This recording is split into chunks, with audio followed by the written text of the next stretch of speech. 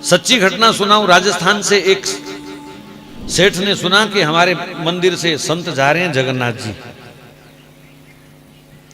तो सेठ जी ने सस्ते समय पे 100 रुपया दिया उसको, ए जगन्नाथ जी को चढ़ा देना मेरा 100 रुपया।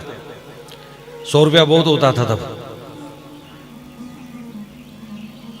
तो 100 रुपया निकाल दिया, जगन्नाथ जी की गोलक में डालना। ठीक है सेठ जी।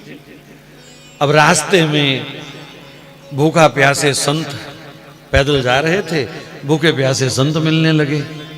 क्या करूं, कैसे इनकी मदद करूं, मेरे पास तो कुछ है नहीं। तो फिर सोचा चलो सेठ जी का 100 रुपया है, पाप तो मुझे ही लगेगा ना, लग जाए पाप, लेकिन कम से कम किसी का पेट तो भर जाएगा। मुझे जो दोष लगेगा, नरक मिलेगा, देखी जाएगी, पर किसी की भूख प्यास मुझसे नहीं देखी जा रही। तो जो कोई रास्ते में भूखा प्यासा मिलता, बाजार से 2 रोटी खरीद करके उनको खिला देता, किसी को पानी पिला देता, किसी को शरबत पिला देता। जगन्नाथ पहुंचते पहुंचते 2 रुपए बचे उस 100 में से। और जगन्नाथ जी के आगे हाथ जोड़ करके वो खड़ा हुआ और रो करके कहा, प्रभु बेईमानी की है मैंने, सेठ जी ने 100 दिया था, मैं 2 ही ला पाया, बाकी मैंने खर्च दिए और 2 रुपए चढ़ा दिए। वापिस आए, प्रसाद दिया सेठ को, वो मेरा 100 रुपया चढ़ा दिया? बोले हाँ चढ़ा दिया। बड़ा खुश हुआ, जगन्नाथ जी को बड़ा याद किया, मैं तो नहीं आ पाया, पर आप कितने दयालु हैं, मेरा 100 रुपया आपने स्वीकार कर लिया। अब बड़े लोगों को आदत होती है ना बार बार 100 रुपया बोलने की। मेरा 100 रुपया आपने स्वीकार कर लिया। ऐसे वो जगन्नाथ जी का धन्यवाद करते करते सो गया। तो जगन्नाथ जी स्वप्न में आ गए। स्वप्न में आ गए तो सेठ ने फिर ठाकुर जी के मुंह से सुनना चाहा, ओ महाराज आपको 100 रुपया भेजा था, मिल गया? तो कहा सेठ जी 100 तो नहीं 98 मिले हैं मुझे।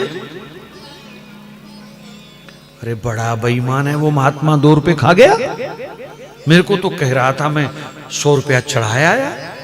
ये बेवकूफ आदमी, बेईमान आदमी, संत वेश में भी धोखा करता है। ठहर जाए, इसकी खबर लूंगा सुबह।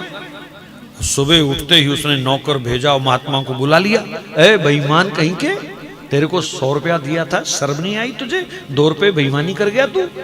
मुझे स्वयं जगन्नाथ जी ने बताया कि तूने 98 रुपए चढ़ाए हैं। कहां है 2 रुपए? महाराज जब सेठ के मुंह से ये बात सुनी तो वो संत तो रोने लग गए। हे जगन्नाथ प्रभु, आज पता चला कि तुम क्या स्वीकार करते हो। जो 98 रुपए मैंने भूखे लोगों को खिलाए, आपने वो स्वीकार किए, और डायरेक्ट नगद जो मैंने 2 आपको चढ़ाए वो आपने स्वीकार नहीं किए। आज कौन चलेगा इस पद्धति पर?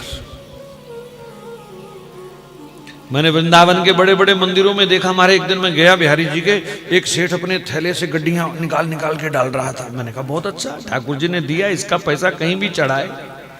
लेकिन दुख तब लगता है जब हजारों हजारों गैया वृंदावन में भी कूड़ा करकट खाती हुई दिखाई देती हैं।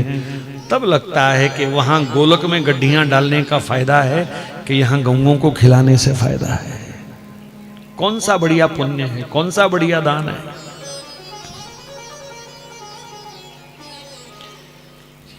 तो मैं कभी नहीं कहूंगा कि आप मंदिरों में नोट ना चढ़ाएं, पर अगर किसी जरूरतमंद को जरूरत है तो उनके मुख में देना ही ठाकुर जी स्वीकार करते हैं, ना कि ठाकुर जी की गोलक भरने में ठाकुर जी खुश होते हैं।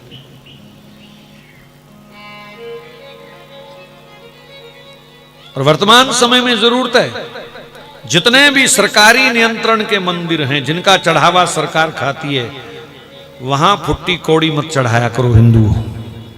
आपको कसम दे के कह रहा हूं। तिरुपति बालाजी में करोड़ों रुपए चढ़ते थे, आज भी चढ़ रहे हैं। नई सरकार ने थोड़ा सा परिवर्तन किया है जरूर, लेकिन पिछली सरकारों का यह हाल रहा कि 100 में से केवल 8 रुपए मंदिर पर खर्च होते हैं और बाकी सारे के सारे पैसे मदरसे और चर्च पर खर्च होते हैं, जहां जिहादी तैयार होते हैं, हिंदू धर्म के दुश्मन तैयार होते हैं। ये हालत है। अभी 4-5 दिन पहले कर्नाटक के मंदिरों के चढ़ावे की आपने अगर रिपोर्ट पढ़ी हो, सुनी हो, टीवी पे आई है खबर, 450 करोड़ का चढ़ावा आया, जिसमें से 335 करोड़ केवल मदरसों को और चर्च को डोनेट किया गया। हिंदुओं का पैसा मदरसों को दिया जा रहा है, और उन मदरसों को जहां राष्ट्र विरोधी, हिंदू विरोधी तत्व तैयार होते हैं, पत्थरबाज तैयार होते हैं, सिर काटने वाले तरीके सिखाए जाते हैं जहां हिंदुओं के, वहां मंदिरों का चढ़ावा दे। मतलब अपनी कब्र हम खुद खोद रहे हैं, अपनी चिता हम स्वयं तैयार कर रहे हैं। जितने भी सरकारी चढ़ावा खाने वाले मंदिर हैं, सरकार जिनका चढ़ावा खाती है, कृपया वहां पैसा ना चढ़ाएं जब तक सरकार उनके लिए अलग बोर्ड का गठन नहीं करती। कम से कम हिंदुओं का पैसा तो हिंदुओं पर लगना चाहिए कि नहीं लगना चाहिए।